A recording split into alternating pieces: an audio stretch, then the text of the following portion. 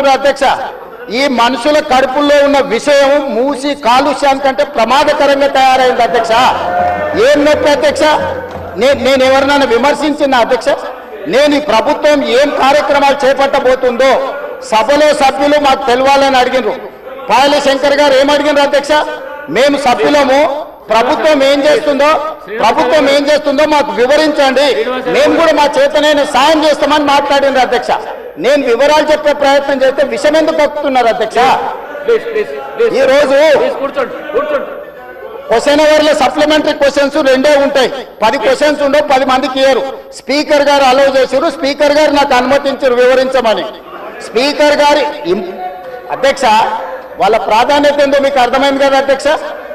ఈ చర్చ జరగవద్దు, ఈ నిజాలు ప్రజలకు తెలియవద్దు, విషయం కడుపు నిండా విషయం. మీరు కళ్ళు చూడండి అధ్యక్ష, అసలు వాళ్ళ కళ్ళలో చూడండి. వాళ్ళ కళ్ళగిన పోలే శక్తి ఉంటే ఆ విషపు కళ్ళతో చూస్తే మొత్తం కాలి బూడిదైపోయేటట్టు చూస్తున్నారు అధ్యక్ష.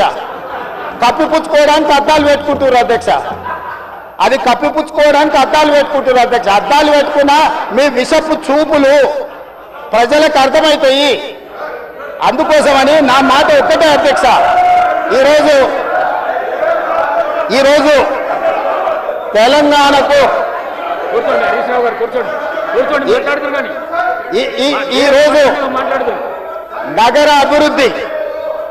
ఈరోజు నగర అభివృద్ధి చేయడం మా బాధ్యత. ఈరోజు ఇన్ని మాటలు మాట్లాడుతున్నారు కదా అధ్యక్ష. ఆనాడు కాంగ్రెస్ లో గెలిచిన ఎమ్మెల్యేని తీసుకొని మూసీ రివర్ డెవలప్మెంట్ కార్పొరేషన్ కు చైర్మన్ చేసింది ఎవరు అధ్యక్ష? ఎవరు? ఈ రోజు వివరాలు చెప్తుంటే ఆ నొప్పెందుకు అధ్యక్ష? ఆ నొప్పెందుకు? మీరు అనుమతి ఇచ్చిన తర్వాత వాళ్ళెవరు అధ్యక్ష ప్రశ్నించనికే? వాళ్ళెవరు సభ్యులు? ఈ రోజు అక్బరుద్దీన్ ఓవైసీ గారు, పాయల శంకర్ గారు, లేకపోతే కాలేరు వెంకటేష్ గారు. ఆ కాలేరు వెంకటేష్ గారినైనా చూసి నేర్చుకోండి, కనీసం ఒక అవగాహన వస్తుంది. స్పష్టంగా నేను అంబర్పేట పోయినప్పుడు చెప్పిండు, 100% అంబర్పేట శాసనసభ నియోజకవర్గంలో మేము మూసీ నది ప్రక్షాళనకు సహకరిస్తాము. మా పేదలకు అందరికీ మంచి ఇండ్లు కట్టించండి, మా ప్రభుత్వ కార్యాలయాలు కట్టించండి, మా ప్రాంతాన్ని అభివృద్ధి చేయండి. నేనే ముందు బాగానే నిలబడి మూసీ నది ప్రక్షాళనకు సహకరిస్తానని అంబర్పేట ఎమ్మెల్యే కాలేరు వెంకటేశ్వర గారు ముందుకు వచ్చి బహిరంగంగా మైక్లో చెప్పిండు. నిన్నగాక మొన్న వచ్చి నన్ను కలిసి చెప్పిండు. ఆ పక్కనే ఉప్పల్ ఎమ్మెల్యే లక్ష్మారెడ్డి గారు వచ్చి కలిసి, సార్ మా ప్రాంతాన్ని అభివృద్ధి చేయండి, మూసీ నదిని ప్రక్షాళన చేయడం ద్వారా మా ప్రాంతానికి ఉపయోగపడుతుంది, మీరు చాలా మంచి పని చేస్తారు, మీరు వేగంగా ముందుకు వెళ్ళండి, మా వైపు నుంచి మీకు ఏం సహకారం కావాలని చెప్పి ఆ శాసనసభ్యులు వచ్చి కలిసిరు అధ్యక్ష. ఇవాళ నేను ఒకటే అడుగుతున్నా అధ్యక్ష, ఈ రోజు మూసీ నది ప్రక్షాళన చేసుకుంటే ఈరోజు మూసీ నది ప్రక్షాళన మేము చేస్తున్నామంటే మీరు చెయ్యాలంటున్నా వద్దంటున్నా? ఒక్క మాటలో చెప్పండి.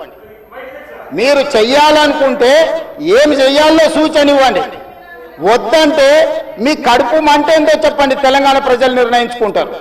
అందుకే ఈరోజు మూసీ నది పరివాహక ప్రాంతాన్ని నైట్ ఎకానమీగా మారుస్తా అని చెప్పిన అధ్యక్ష.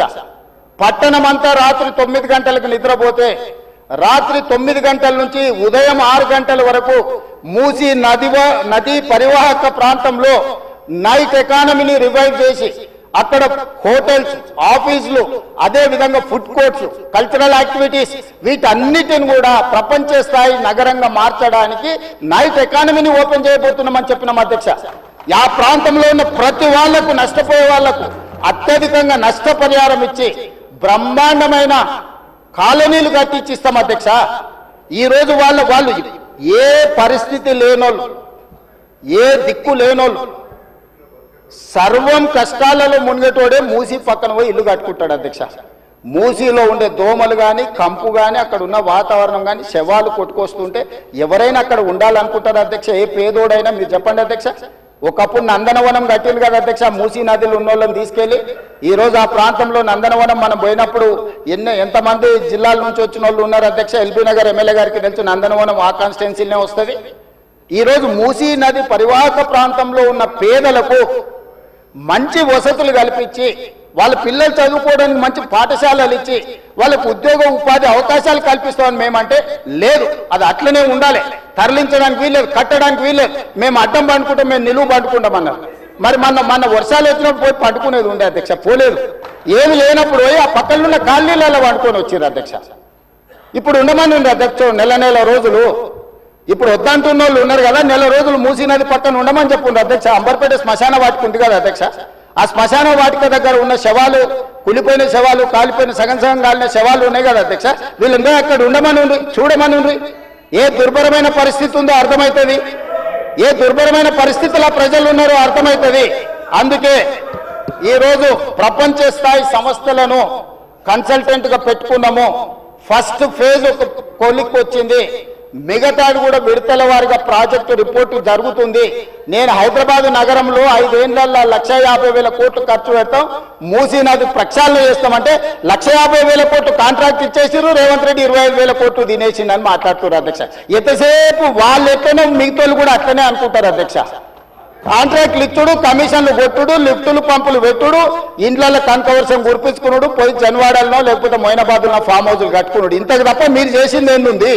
నా గురించి మాట్లాడే అర్హత మీకెక్కడిది? ఈ రోజుకు ఏది కూడా మేము కన్సల్టెంట్స్ డీటెయిల్ ప్రాజెక్టు రిపోర్ట్ ఇచ్చే వరకు అంచనాలు మేము చెప్పలేము.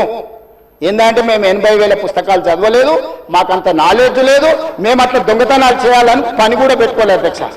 అందుకే ఈరోజు మంచిరేవుల దగ్గర కాకతీయుల నాటి శివాలయం ఉన్నది అధ్యక్ష.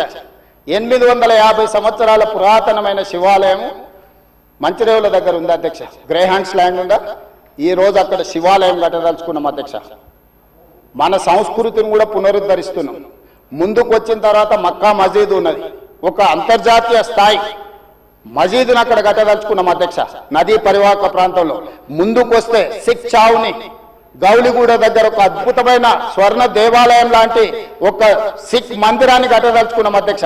ఆ విధంగా ముందుకెళ్తే ఉప్పల్ ప్రాంతంలో మెదక్ చర్చ్ లాంటి ఒక అద్భుతమైన చర్చిని కట్టదలుచుకున్నాం అధ్యక్ష. మూసీ నది పరివాహక ప్రాంతంలో ఒక పక్కన దేవుడు ఉంటాడు, ఇంకొక పక్కన అల్లా ఉంటాడు, ఇంకొక పక్కన గురుద్వారా ఉంటుంది, ఇంకొక పక్కన యేసు ప్రభు ఉంటాడు. ఈ 4 మతాలకు సంబంధించి మూసీ నది పరివాహక ప్రాంతంలో మత సమ్మేళనాన్ని చేసి ఒక మత సామరస్యాన్ని అభివృద్ధి చేయడానికి ఈరోజు కార్యక్రమాలు చేస్తున్నాం అధ్యక్ష. అదే విధంగా ఈరోజు ఇంటర్నేషనల్ స్టాండర్డ్స్ లో మనం అక్కడ ఉండే వ్యాపార కేంద్రాలను అభివృద్ధి చేయాలనుకుంటున్నాం అధ్యక్ష. ఈ రోజు నీళ్లు శాశ్వతంగా అందులో ప్రవహించే విధంగా నగరాల నుంచి వచ్చే మొత్తం కాలుష్యాన్ని మొత్తం నియంత్రించి సివరేజ్ ట్రీట్మెంట్ ప్లాంట్స్ పెట్టి ట్రీట్ చేసి ఆ వాటర్ని కూడా వినియోగించుకోవడానికి ఈరోజు ప్రణాళికలు చేస్తున్నాం అధ్యక్ష. వీటన్నిటికీ అంచనాలు లేకుండా టెండర్లు ఇచ్చి కాంట్రాక్టర్ల దగ్గర నుంచి మేము కమిషన్లు కొట్టదలుచుకోలేదు అధ్యక్ష. సంవత్సరంన్నర నుంచి నిరంతరం పనిచేస్తే ఇప్పుడు ఒక కొలిక్కి వచ్చినాయి. ఇంకొక సంవత్సరం పడుతుంది మొత్తం డీటెయిల్ ప్రాజెక్టు రిపోర్ట్ తయారు కావడానికి.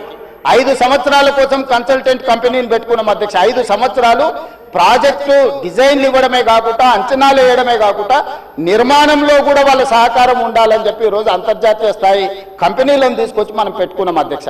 నేను అందుకే డిపిఆర్ వచ్చిన తర్వాత బడ్జెట్ సెషన్లో మీ అందరికీ డీటెయిల్ ప్రాజెక్టు రిపోర్ట్ హౌస్లో ప్రజెంట్ చేస్తా అధ్యక్ష. మీ అందరి సూచనలు తీసుకుంటా, మీ అందరి సలహాలు తీసుకుంటా. నాకు ఇందులో సీక్రెట్ ఏం లేదు అధ్యక్ష. ఒక గొప్ప మంచి ఉద్దేశంతో మూసీ నది ప్రక్షాళన చేయదలుచుకున్నాము. ఇది 4 నదుల అనుసంధానం అవుతుంది అధ్యక్ష.